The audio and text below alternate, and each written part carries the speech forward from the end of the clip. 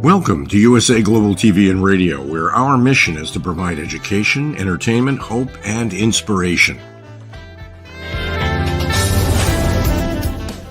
USA Global TV and Radio connects you with experts and audiences all around the world every single day to help you succeed in business and to live a richer life. Visit us at usaglobaltv.com to learn about career and life-changing training and mentoring programs like the Listening Mentor. Subscribe to our newsletter to stay informed about our special programs and offers. Discover how you can become a guest on one of our shows or a host or producer of a USA Global TV and Radio show of your very own. That's USA Global TV and Radio, where the doctor is always in.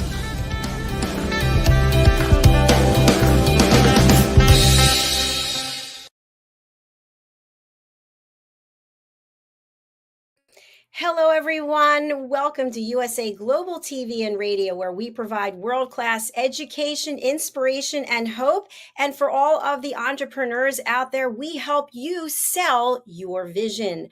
I'm Dr. JACALYN KERBECK, and our show today is the United Kingdom News and Culture, and it's episode 102. Can you imagine? I'm super excited for this episode. There's so much about the royal family that's been in the news. Actually, we just got something breaking right before we started the program. So our expert correspondents are in-house to tell us what is going on. Let's welcome the star of our show, DIANN FLOYD BOEHM, joining us from Chile, Texas. Hello, DIANN. How are you?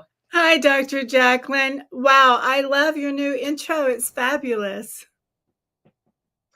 Oh, thank you so much. I love technology, and I'm always interested to find out what's the latest and greatest. So everything is going along well so far on our new platform, and I'm glad that you can be here. Where exactly in the world are you joining us from today, DIANN?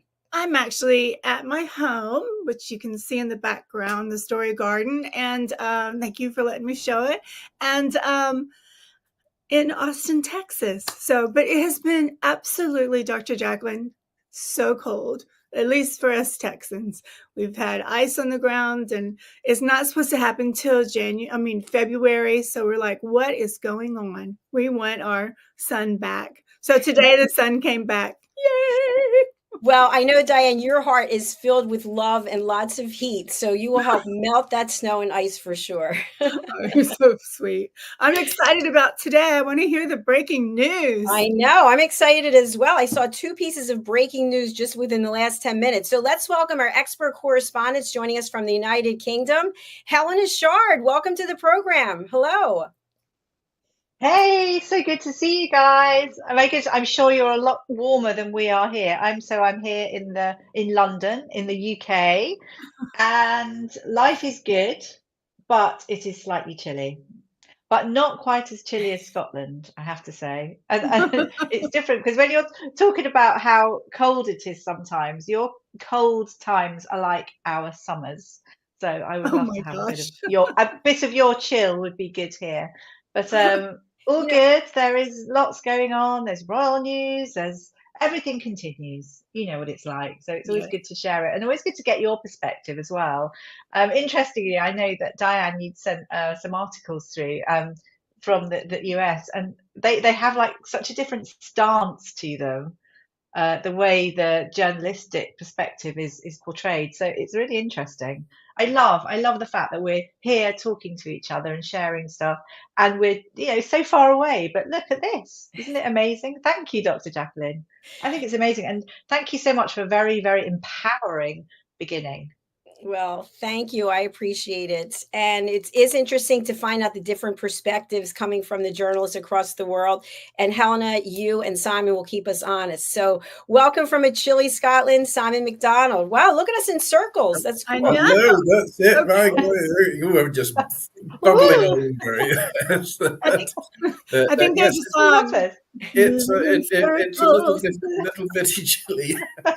Little bitty chilly here today.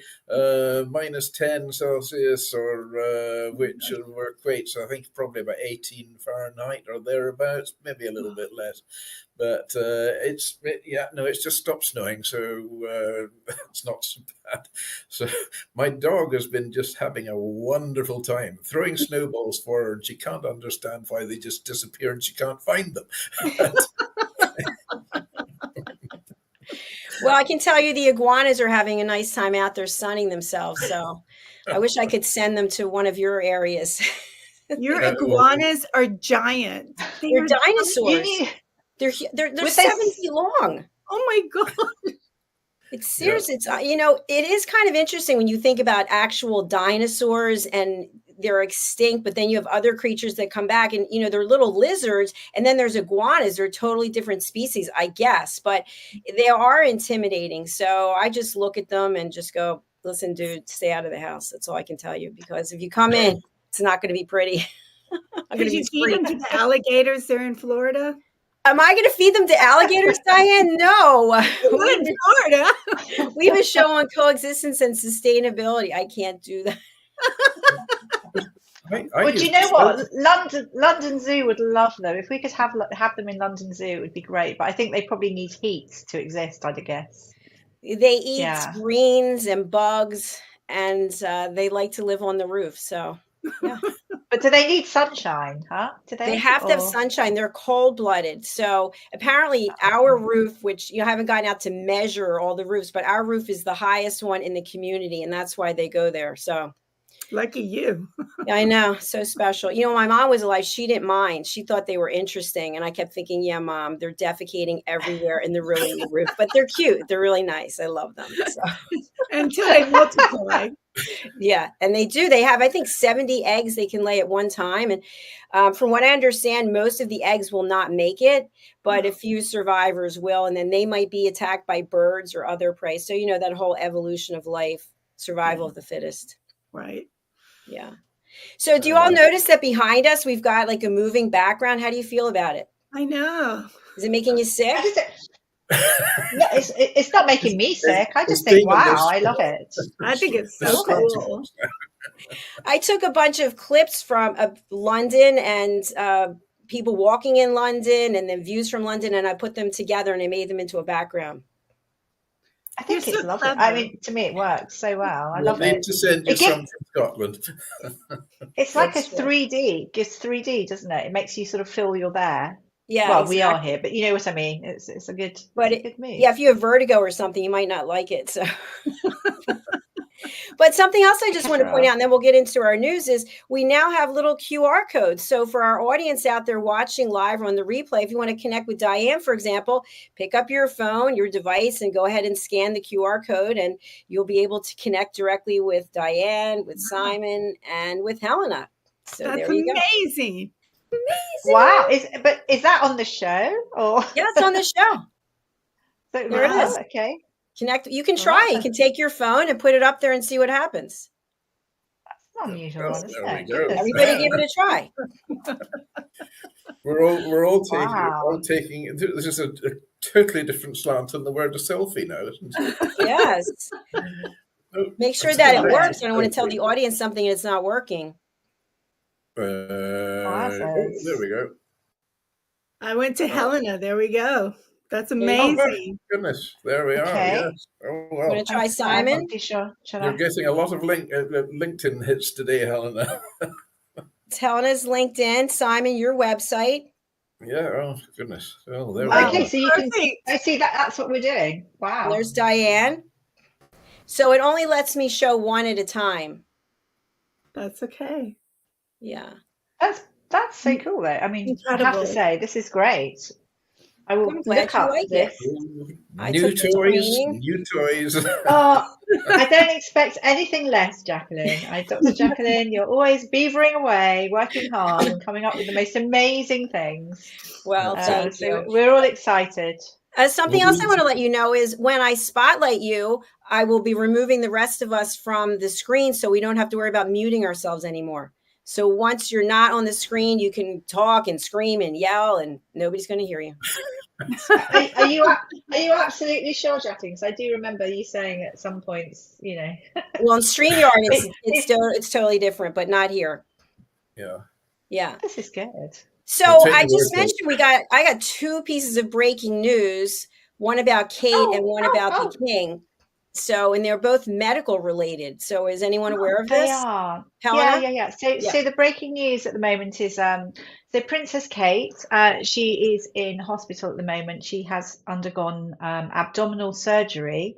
It's a success. That's all I can say. There's not a huge amount of news, but it will obviously she'll be out of service for a while. She's recovering. So, you know, we are rooting for you, Princess of Wales, and I hope everything goes well. So that's the first bit of news, which actually has arisen today, not that long ago. But more recently, we've heard also that King Charles is going to be in hospital. He has a prostate condition.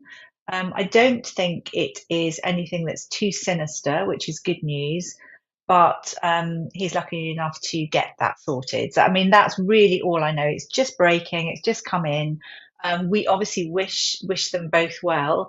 I think there's so many people needing operations and various things at the moment, but really hope that everything goes well. And I think as well, just remembering as well, saying happy birthday to the Princess of Wales for last week.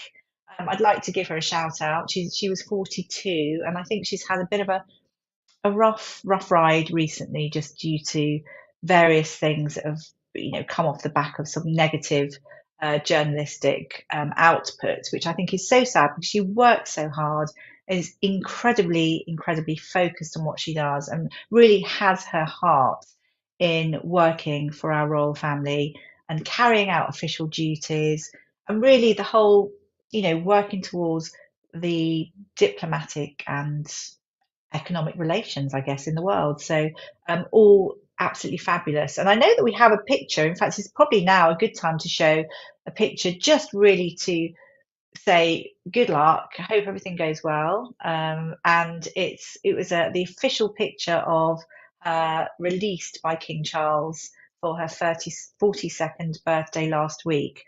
I'm hoping we have that picture. If we don't, it doesn't matter. But it's one that was taken behind the scenes. Not that one. That's actually Princess Anne.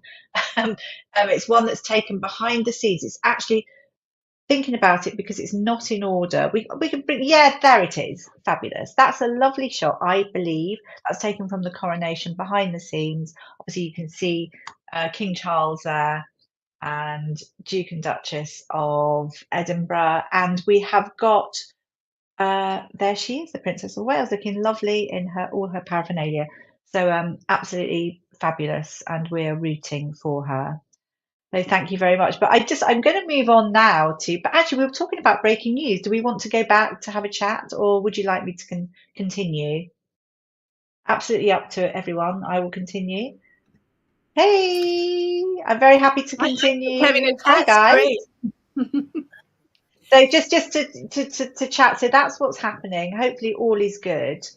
The abdominal surgery, etc., that's something that was known, and she's had it carried out, and that's great. So all good.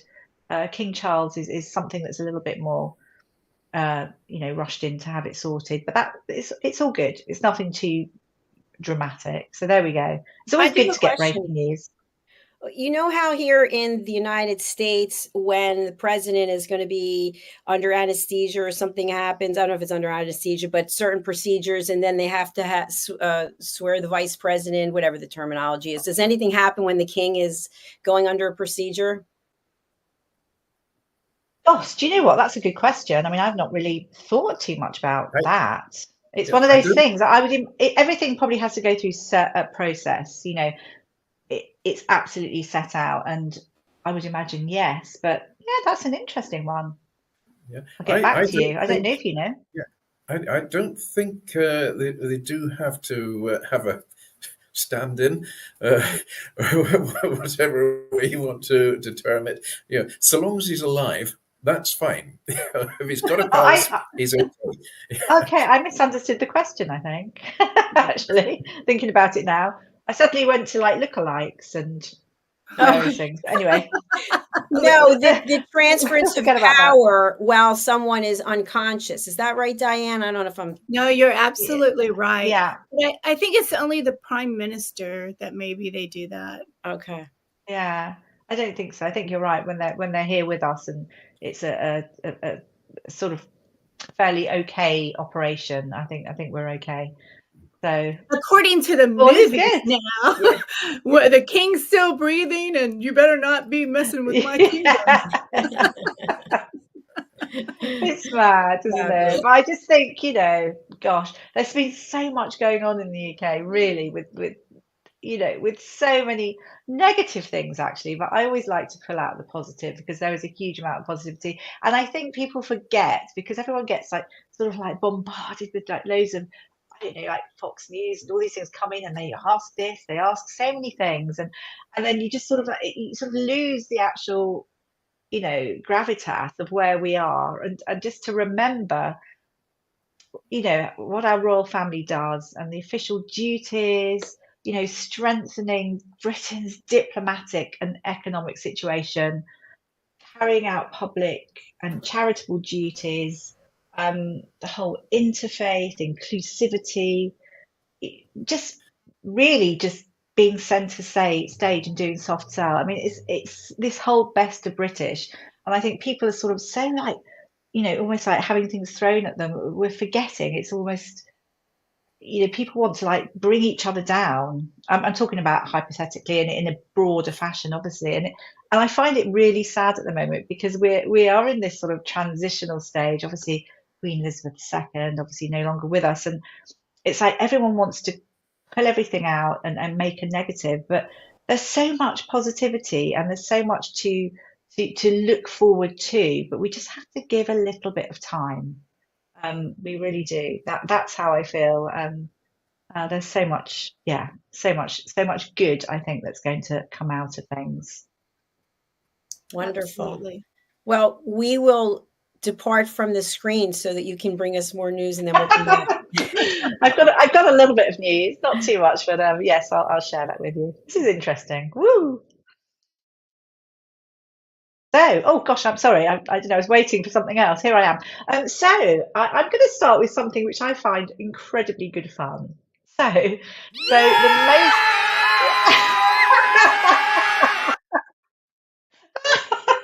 Oh, this is great. So the most chic British royal woman, but not just a British royal woman, the most chic woman in the world and the most elegant woman in the world has been announced. Now, this lady has been, I suppose, chosen by Silvia Venturini Fendi. So that is the brand of Fendi, obviously known over the years. Wonderful fashion. And the lady in question, now you may be thinking, oh, okay, maybe it's the Princess of Wales, maybe it's this. And there's lots of different people that went through my mind before I realised, woo! And it is Princess Anne. Now, I have to say, I was quite shocked. I'm absolutely in admiration of her. I think she is one hell of a woman. She's so strong. Everything about her. There you go. That's her looking very, very relaxed. But what's happened is Sylvia announced that she is her biggest inspiration, that she manages to maintain her femininity when she's actually wearing uniform and wearing suits, which is it's quite hard to maintain when you're a woman of a certain age. I believe she is 73 at the moment. Yeah, I think she is. And the fun thing about it is she's actually pretty. The reason why Sylvia likes her as well is she's quite anti-fashion, which actually in her eyes makes her super fashionable. And what she means is it's all about longevity of garments and materials. You have your clothes for life. You don't throw them away. It's very much in tune with Princess Anne and her ethos.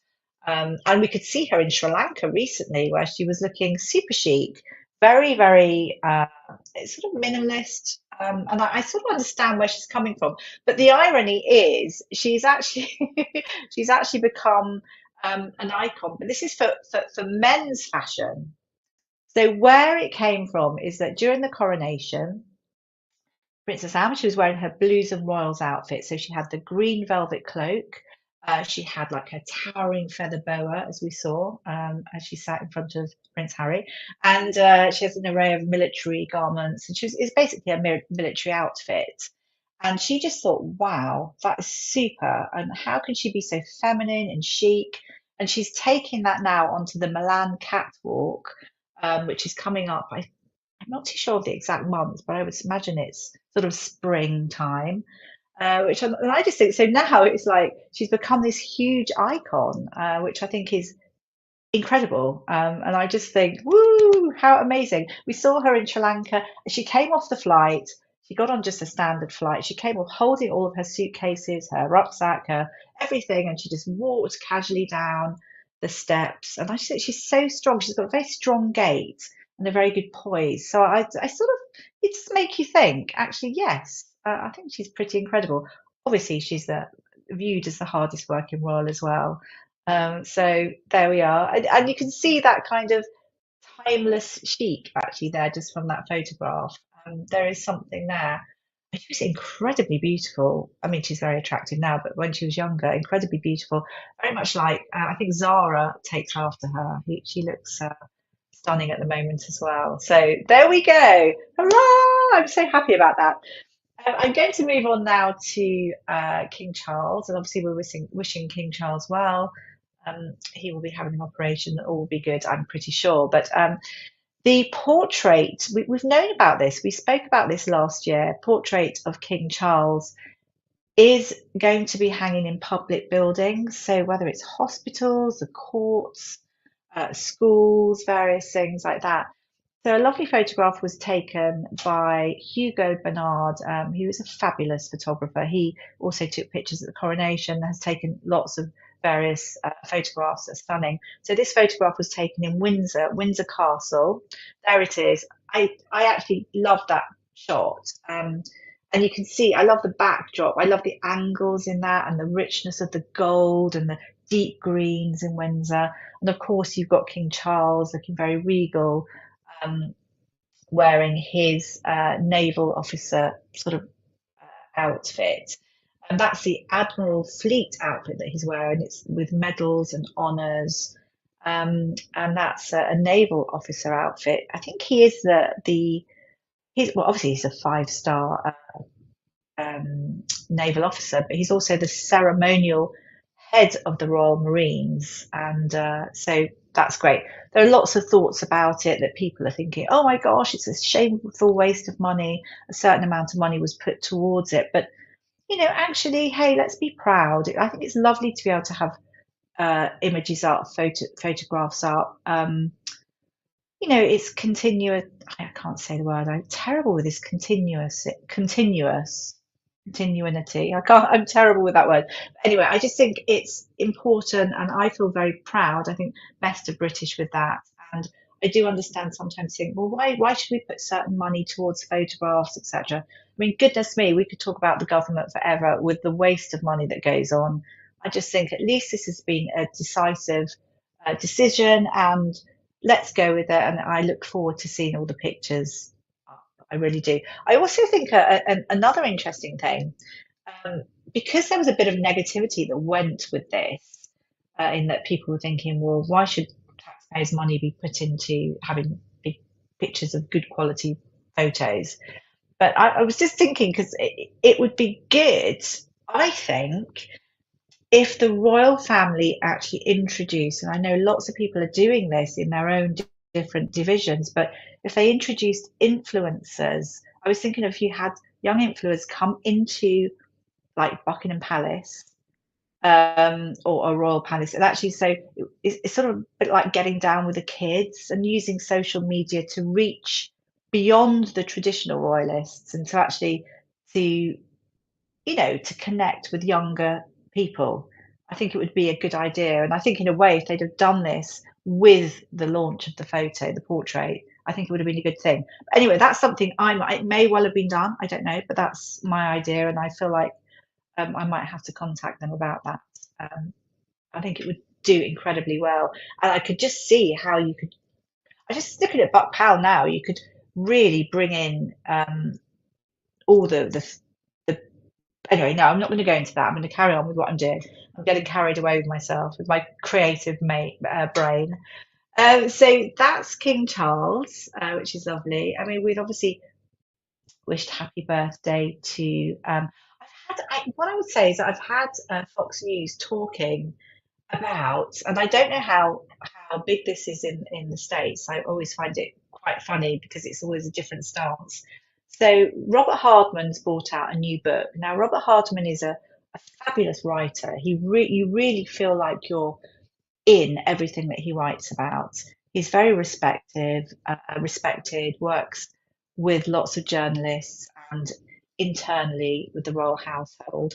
The new book is King Charles III, New King, New Court, The Inside Story. So there's lots of things coming out about various things, and it's really bringing up little facts that have been brought into the ether by Prince Harry and various people, and basically saying these things are incorrect. So I've got my book coming. It's actually coming tomorrow morning. I haven't read it, so I don't want to say too much, but there are a lot of snippets that are coming out, and it's quite interesting because I think authenticity is about, obviously, you want to speak your truth as such. And when certain things come out and they're a little bit incorrect, it makes you think, oh, what's going on here?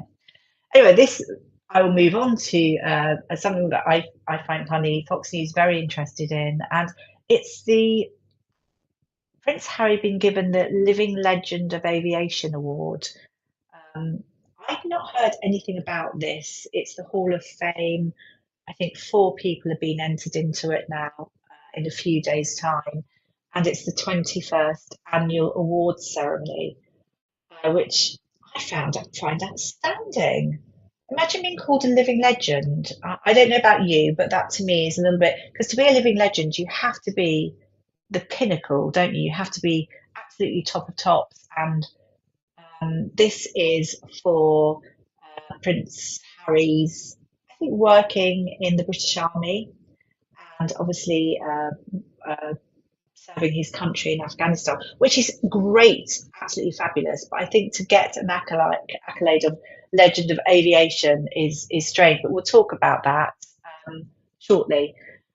And I believe we'll move on to what are we going to move on to? Actually, this is something that reminds me of you, Dr. JACALYN. Was it iguanas? What were we talking about that you have that are 7 foot? Iguanas. Iguanas. London Zoo have each year at the beginning of the year they tot up all the living little animals, the tigers. So they tally the tortoises, the tigers, poll the penguins, and we find out that hopefully all of the animals are well. And I love to hear about it. So our London Zoo is not that far away from me, actually, it's Regent's Park, and it's a home to 300 different species. You've got the big Galapagos, the giant tortoises. In fact, there's a sad story about a few of those being found unwell here in the UK. But so there's lots of Asiatic lions and Sumatran tigers. And they're all logged as part of the zoo's annual license requirement. What I would like to say is that I'm very happy to say that they are all there. They've all been accounted for. It's a bit of a fun time in that the tigers grab all the sheets that they're all ticking off, etc. I mean, I think we've got a picture. I don't know if we've got it to hand, which is just one of the photos of. Oh, there we go, and you can see the folder in its mouth. Which is that's just one of the animals at the zoo, and that's why I always think, every time I think of zoo, I think of Dr. JACALYN, because she has these huge 7-foot, they look like dragons on her roof, which I find astounding. I still can't believe it. And the last thing is, it's always lovely to have to be able to experience what's going on in the UK in the way that we have lots of exhibitions, amazing performances the whole time in London, which I'm so happy about always, and I always feel so happy to be living where I live, because it's a quick step away to going and seeing these wonderful productions, and people put so much effort into them, such creativity. And I always think, whatever, it's always great to take yourself out of where your usual setting. And so we have the enchanting balloon museum. Now, this is, if you would like to catch this, I have to say, I'm sorry, I'm bringing this late to the stage, but it is tomorrow's the last day. So to race along, it's still there. I think it's really, really great in the fact that it's something like 12 artists that have produced these wonderful rooms of balloons. It's like an inflatable art museum, and it's an immersive display, and it's for the whole family. So it's a wonderful thing to take the children to. And there are a couple of photographs we've got, which just gives this kind of idea of what you will see and what you can touch. It's in Billingsgate, and it's currently open, but only until tomorrow. The nearest station is Monument, if you want to have a quick walk. And I really think that everyone should go and see it. It's a journey through all these oversized balloons and installations and interactive places, and everyone, the whole family, will enjoy it. I think I've finished. Yay! There you go. Oh, it just makes me want to touch it. Doesn't it look wonderful? So you've got these wonderful lights and these little balloons. I mean, you've got big sculptures made of balloons, and I just think it's wonderful. It's this interactive installation of artwork, which I think is beautiful, absolutely beautiful. Lots of other news, but I think I will stop there. Thank you very much. I hope you've enjoyed a few of my pieces of news. Thank you. The pictures just make it come so alive.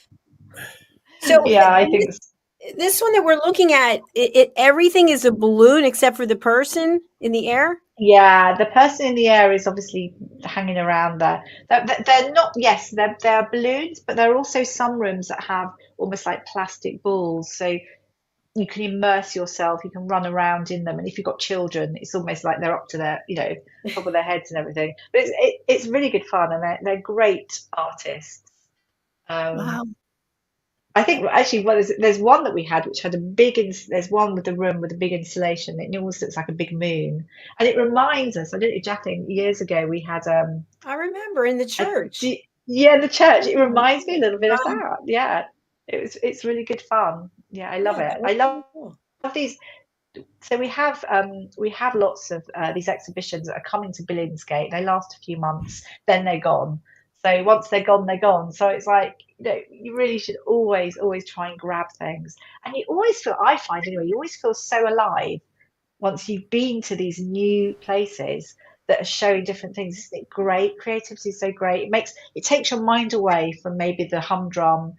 I always think of my best ideas in completely different situations. Mm-hmm. So exhibitions or performances, something will come to me. I always have it's a little bit, I know I don't do it on my phone because I don't like it. I always have a little notebook with me. When I get these mad thoughts or these really creative, I write them down quickly. Yes, I love it. That is very smart. Very smart. I really love this one too. This is really interesting to me, this fashion pose and this jacket. Beautiful. Isn't it? I do love it. But you can see, can't you? You can see how she's used that influence. The Yeah, it looks like it's designer Diann to make. Floyd Boehm. It's got her name right there and Helen at the bottom. I don't know why the names are coming through. I'm gonna have to talk to the people in the back and find out what's up with that. I think it's great. I love this. I do love this platform actually. I can see sometimes teething things. It's actually quite good because you actually get better, don't you? Get better, and you've got this amazing platform. Yeah, thank you for introducing us to it. I think it's amazing. Thank you. I just want to add also that today I created a new Instagram page for USA Global TV and Radio. So it's not Dr. JACALYN, so they're separate. So I'll be posting that link once I figure it out, and then people can follow us there, and we'll be live streaming there as well. So there you go. There you go. Well, we are turning it over to Mr. Simon McDonald. Diann, you have something to say, please. I just wanted to say, Helena, please act on that fabulous idea for influencers. I just wanted to throw that out really quick. Did you? Brilliant. Isn't that a good idea? I think so as well. I just think it's such a simple thing, and I think it will be so effective. And that's just the basic, but I think you could take it further. I'm not going to say anything now. Let's just see where it goes. But that's the way forward. And I really think with this picture, it should have been released at that time. Yeah, thank brilliant. You. Just want to tell you, keep going. Yay! Thank you. Yay! Well, thank you so much. Thank you so much, and thanks for your time today. Simon, are you ready to take the helm? I'm ready to go. Yes, Helena, that was fantastic today. That was really interesting. Golly, you covered everything. North of the border, where it is. Yeah, no, it stops snowing at the moment, but it is pretty bad. There we go. Anyway, today, yesterday, it felt like yesterday. Last week, I was giving you the tour of Edinburgh Castle. Now I'm just going a mile down the road to the Scottish Parliament. And the Scottish Parliament, it's one of the oldest parliaments in the world, but it's also one of the newest since the powers were devolved and they built a new parliamentary building. So the Scottish Parliament, it's the devolved legislature of Scotland. It's located in the Holyrood area of Edinburgh, just at the foot of the Royal Mile, with Edinburgh Castle at the other end. And it's frequently referred to by the metonym of Holyrood. The Parliament is a democratically elected body consisting of 129 members, known as members of the Scottish Parliament, or MSPs. And they're elected for 5-year terms. Most recent general election to the Parliament was held on the 6th of May in 2021, with the Scottish Nationalist Party winning the majority. So before the Treaty of the Union in 1707, uniting the Kingdom of Scotland and the Kingdom of England into a new state called Great Britain, Scotland had an independent parliament. And initial Scottish proposals in the negotiations over the Union suggested a devolved parliament be retained in Scotland. But this wasn't accepted by the English negotiators. Surprise, surprise. For the next 300 years, Scotland was directly governed by the Parliament of Great Britain, and the subsequent Parliament of the United Kingdom, both seated at Westminster. The lack of a parliament of Scotland remained an important element in Scottish national identity. So suggestions for a devolved parliament were made before 1914, but were shelved due to the outbreak of the First World War. And a sharp rise in nationalism in Scotland during the late 1960s suddenly fueled demands for some form of home rule or even complete independence. And then in 1969 prompted the incumbent Labour government of Harold Wilson to set up the Kilbrandon Commission to consider the British Constitution. One of the principal objectives of the Commission was to examine ways of enabling more self-government for Scotland and within the unitary state of the United Kingdom. So Kilbrandon published his report in 1973, recommending the establishment of a directly elected Scottish Assembly to legislate for the majority of domestic Scottish affairs. And during this time, the discovery of oil in the North Sea and the following It's Scotland's Oil campaign for the SNP, or Scottish Nationalist Party, resulted in rising support for Scottish independence as well as the SNP. So the party argued that the revenues from the oil were not benefiting Scotland as much as they should. And the combined effect of these events led the Prime Minister Wilson to committing his government to some form of devolved legislature in 1974. Under the terms of the Scotland Act in 78, an elected assembly would be set up in Edinburgh if the public approved it in a referendum to be held on the 1st of March in 79. A narrow majority of 51.6% to 48.4% voted in favour of a Scottish Assembly, but the Act also required at least 40% of the total electorate to vote in favour of the proposal. And as the turnover was only 63.6%, well, the vote in favour represented only 32.9% of the eligible voting population, and the Assembly was not established. How to rig an election. So throughout the 1980s and 90s, demand for a Scottish Parliament grew, in part because the government of the United Kingdom was controlled by the Conservative Party, while Scotland itself elected relatively few Conservative MPs. In the aftermath of the 79 referendum defeat, the campaign for a Scottish Assembly was initiated as a pressure group, and that was leading to the 1989 Scottish Constitutional Convention, with various organisations such as Scottish churches and political parties, representatives of industry taking part. Publishing its blueprint for devolution in 1995, the convention provided much of the basis for the structure of the Parliament. Devolution continued to form part of the platform of the Labour Party, which won power under Tony Blair in May 1997. And then in September of that year, the Scottish devolution referendum was put to the Scottish electorate and secured a majority in favour of the establishment of a new devolved Scottish Parliament. So with tax-varying powers, which they actually do tax more here in Scotland than they do in England. So that's a bit sad at times. That was in Edinburgh. An election was held on the 6th of May 1999, and on the 1st of July of that year, power was transferred from Westminster to the new Parliament. And since September 2004, the official home of the Scottish Parliament has been a new Scottish Parliament building in the Holyrood area of Edinburgh. The Scottish Parliament building was designed by Spanish architect Enrique Miralles in partnership with the local Edinburgh architecture firm RNJM, which was led by design principal Tony Kettle. Not a very Scottish name. And some of the principal features of the complex include leaf-shaped buildings, a grass roof, a branch merging into adjacent parkland, and gabion walls formed from stones of the previous buildings, which incidentally was a brewery, so it was actually a very important building. Throughout the building, there are many repeated motifs, such as the shapes based on Raeburn's Skating Minister, crow's gables, and the upturned boat skylights of the garden lobby complete this unique architecture.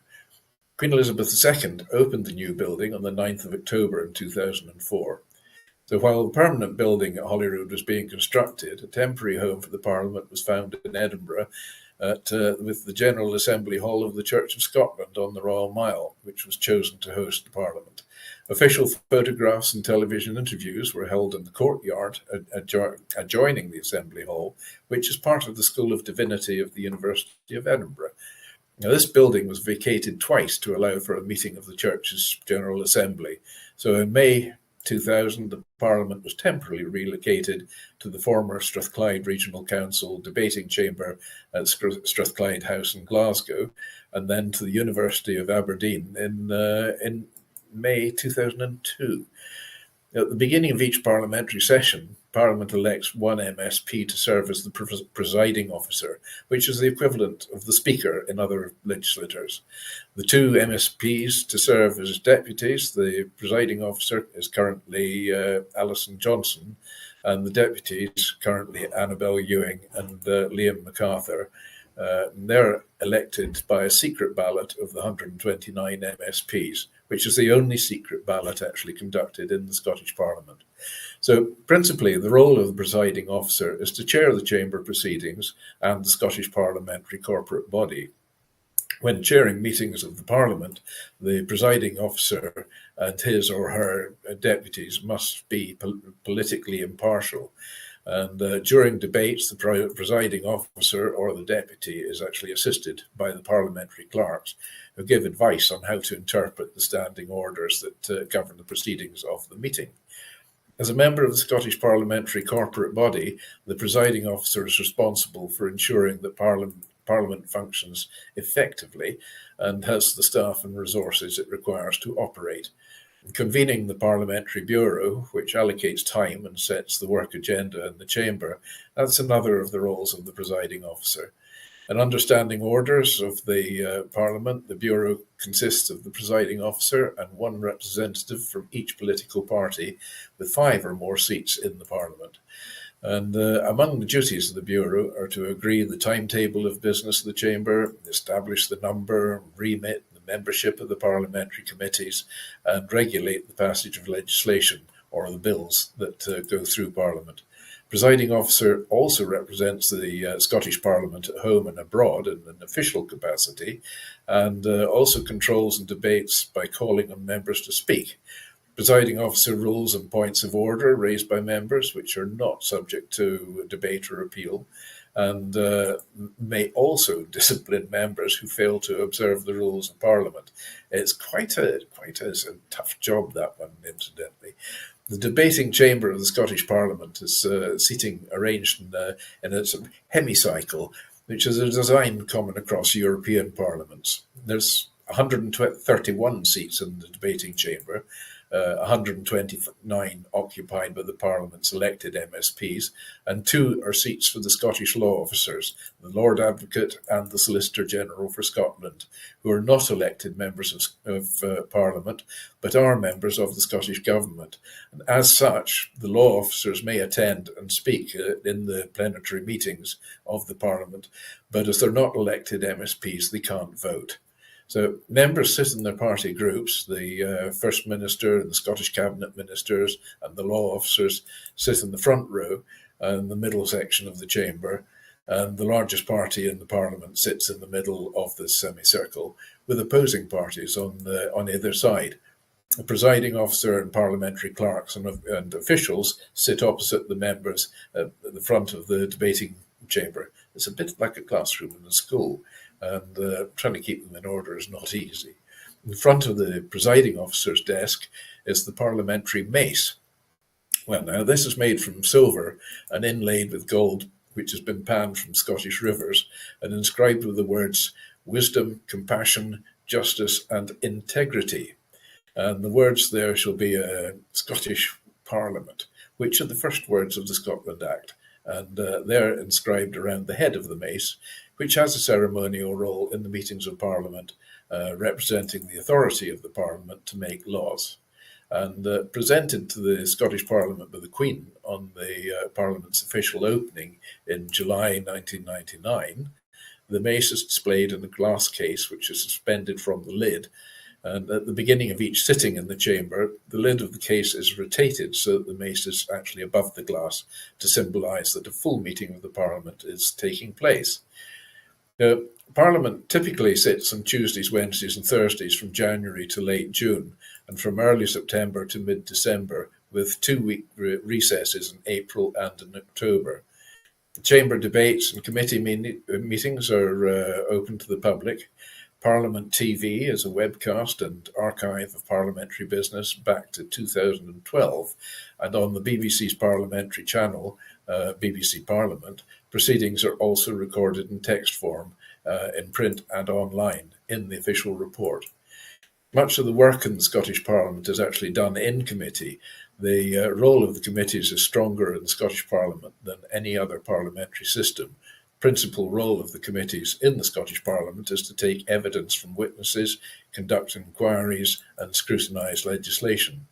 The committees comprise of a small number of MSPs who look at specific subjects such as health, the economy, or justice.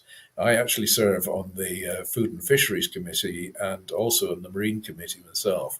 I've got another committee meeting actually coming up quite soon for the Food and Fisheries side. There's quite an interesting setup, these things.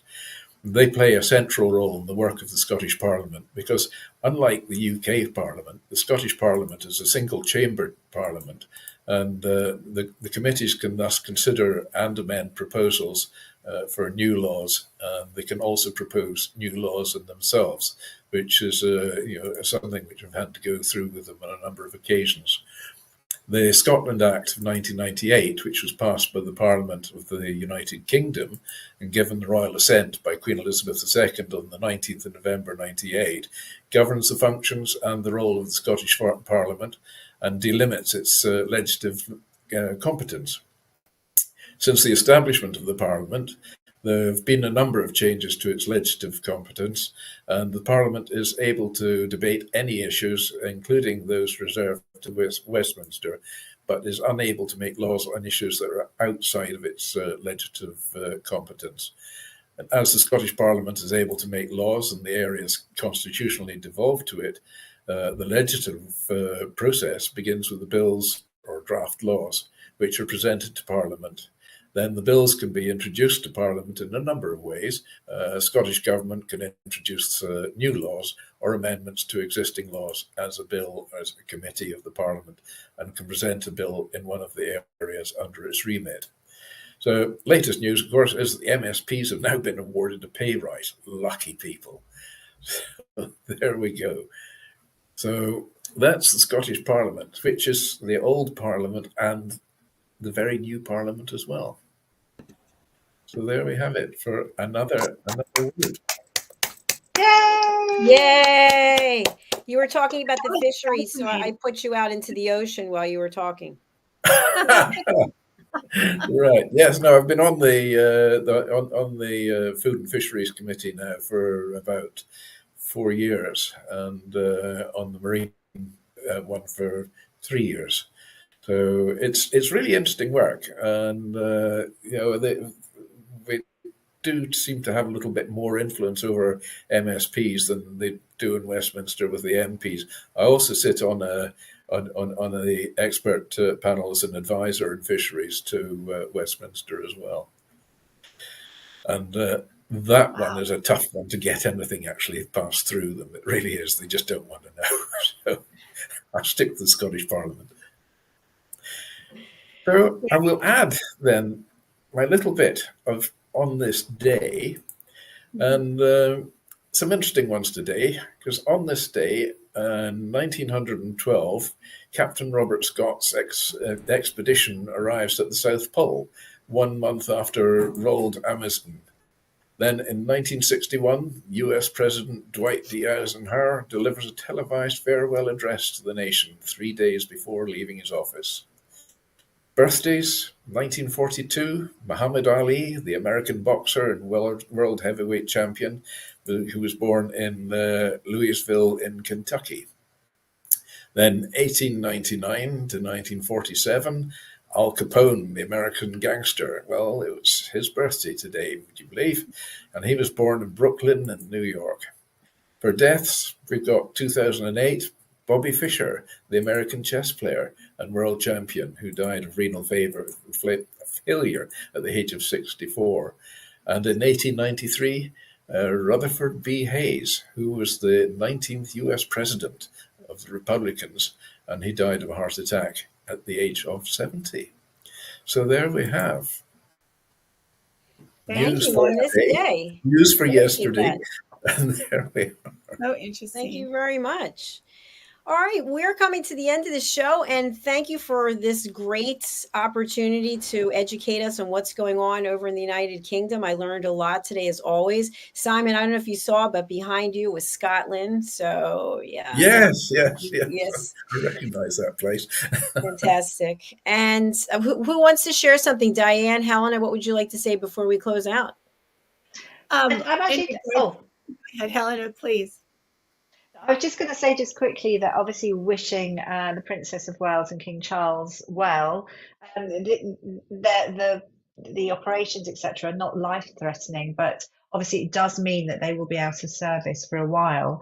Hopefully not too long, but like any surgery, I guess, you're probably looking at least a month, and it could be even longer. I don't know. But anyway, wishing them well, and thank you so much for today, everybody. Really enjoyed it. I think if we had more time, I think I'd want to talk to you, Dr. Jacqueline and Dianne, about this award that Prince Harry has received or is receiving, because I'm interested in this Legends of Aviation. I've never heard of it. I didn't know if it was something that everybody knew about. I never heard about it. Maybe no, I never heard about it either.